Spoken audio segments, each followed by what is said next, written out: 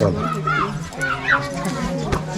यह मैया है को ये फुलमनी उराव है को आज 21 दिन का उपवास आज टूटला का हमनी का महतो धर्म दीदी के हाथ से और ये स्पष्ट कर अगुवाई करे वाला हमार मंजो धर्म बहन कर और हमने सब मिल के उपवास तोड़ लिया। अब कैसन माहौल लागत रहो तो उपवास के टाइम बता दो का सरनामा है तो घर में आलो सके बताओ चल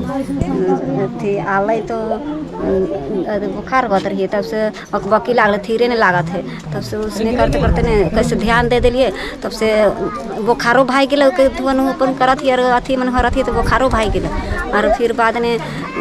5 दिन कर उपास देवत है तो कह हमारे घरे कोई न तुम करे ले नहीं करबो हम कहीं तो कहते 3 दिन अगर पानी पी के रहबे तो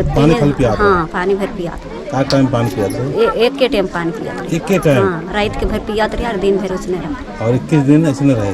नहीं 3 दिन कर ले 3 दिन का हाँ अच्छा और 21 दिन का पूरा होलवा हाँ, नहीं हाँ।